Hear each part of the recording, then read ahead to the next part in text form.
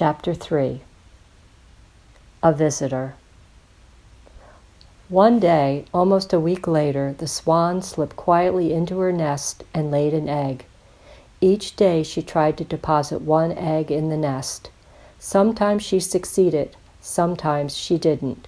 There were now 3 eggs, and she was ready to lay a 4th. As she sat there with her husband, the cob, floating gracefully nearby, she had a strange feeling that she was being watched. It made her uneasy. Birds don't like to be stared at. They particularly dislike being stared at when they are on a nest. So the swan twisted and turned and peered everywhere. She gazed intently at the point of land that jutted out into the pond near the nest. With her sharp eyes, she searched the nearby shore for signs of an intruder. What she finally saw gave her the surprise of her life. There, seated on a log on the point of land, was a small boy. He was being very quiet, and he had no gun. "Do you see what I see?" the swan whispered to her husband. "No." "What?" "Over there, on that log. It's a boy. Now what are we going to do?" "How did a boy get here?" whispered the cob. "We are deep in the wilds of Canada.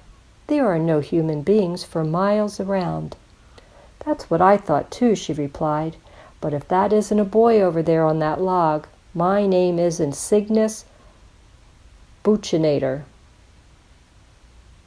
The cob was furious. "I didn't fly all the way north into Canada to get involved with a boy," he said. "We came here to this idyllic spot, this remote little hideaway, so we could enjoy some well-deserved privacy."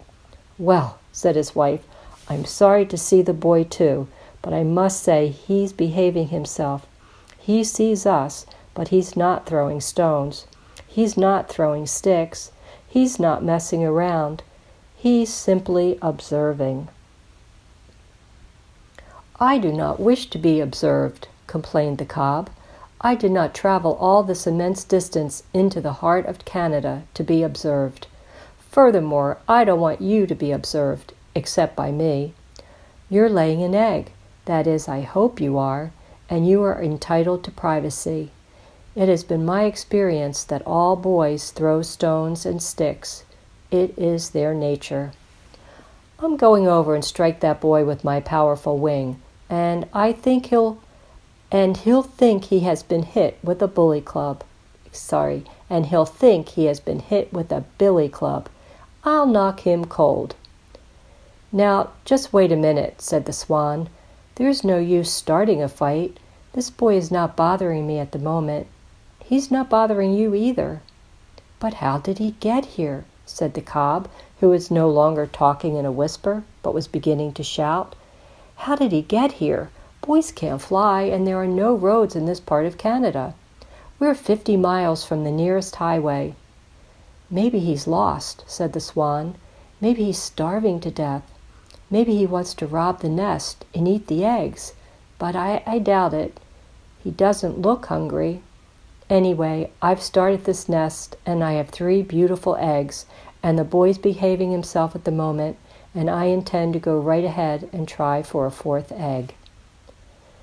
"Good luck, my love," said the cob. "I shall be here at your side to defend you if anything happens.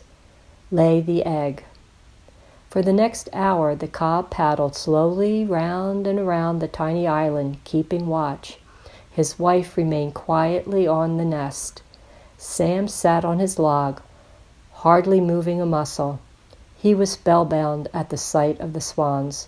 They were the biggest water birds he had ever seen. He had heard their trumpeting and had searched the woods and swamps until he found the pond and located the nest. Sam knew enough about birds to know that these were trumpeters. Sam always felt happy when he was in a wild place among wild creatures. Sitting on his log, watching the swans, he had the same good feeling some people get when they are sitting in church. After he had watched for an hour, Sam got up.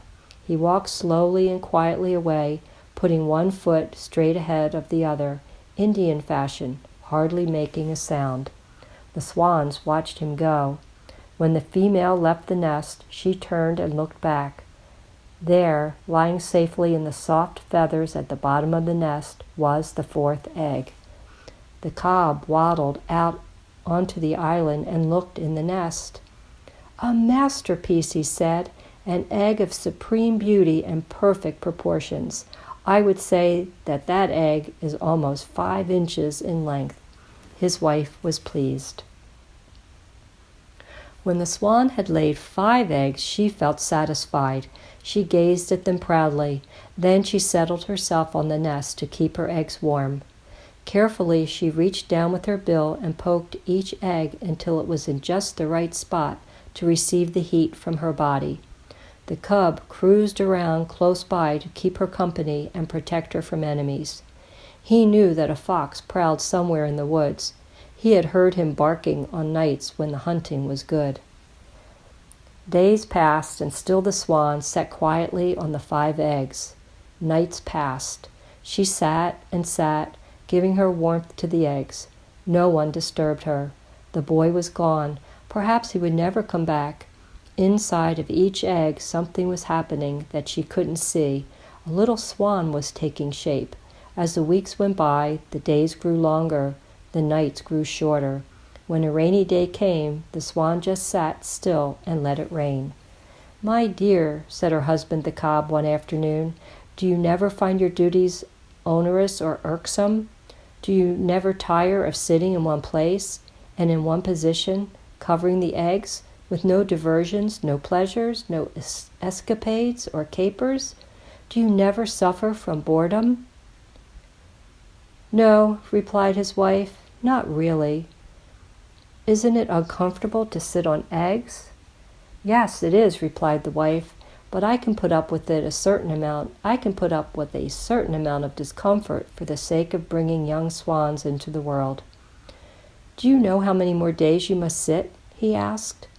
"Haven't any idea," she said, "but I notice that the ducks at the other end of the pond have hatched their young ones. I notice that the red-winged blackbirds have hatched theirs, and the other evening I saw a striped skunk hunting along the shore, and she had 4 little skunks with her. So I think I must be getting near the end of my time. With any luck, we will soon be able to see our children, our beautiful little cygnets." "Don't you ever feel the pangs of hunger or suffer the tortures of thirst?" asked the cob.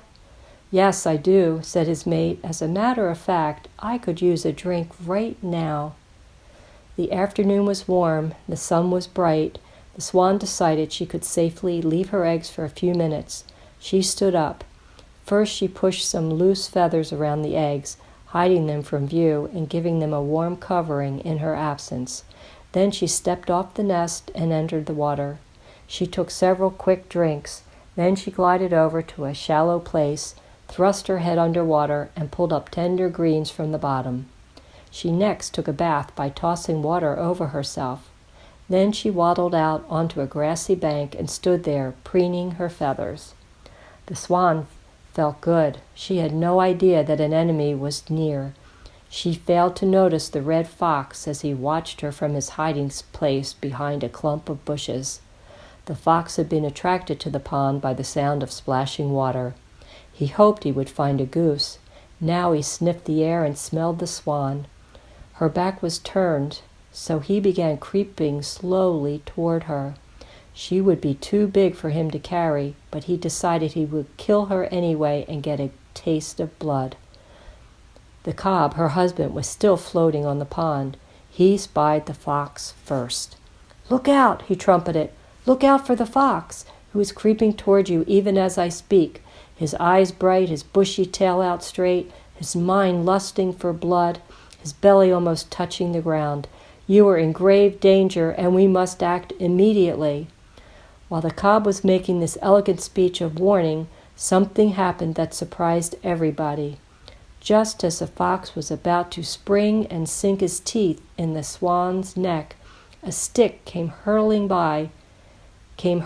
through the air. It struck the fox full on the nose, and he turned and ran away. The two swans couldn't imagine what had happened. Then they noticed a movement in the bushes.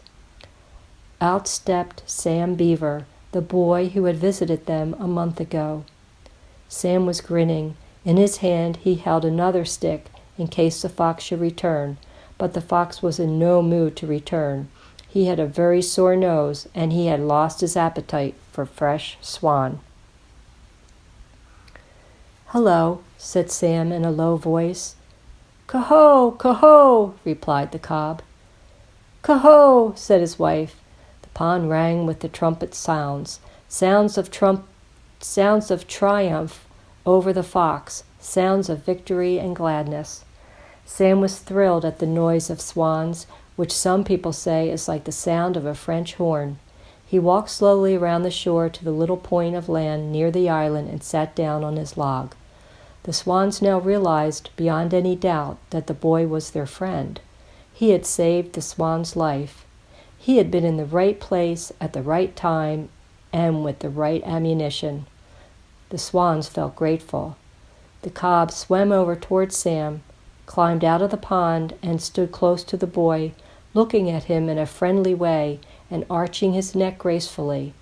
Once he ran his neck far out, cautiously, and almost touched the boy. Sam never moved a muscle. His heart thumped from excitement and joy. The female paddled back to her nest and returned to the job of warming the eggs. She felt lucky to be alive. That night, before Sam crawled into his bunk at camp, he got out his notebook and found a pencil. This is what he wrote. "I don't know of anything in the entire world more wonderful to look at than a nest with eggs in it. An egg, because it contains life, is the most perfect thing there is. It is beautiful and mysterious.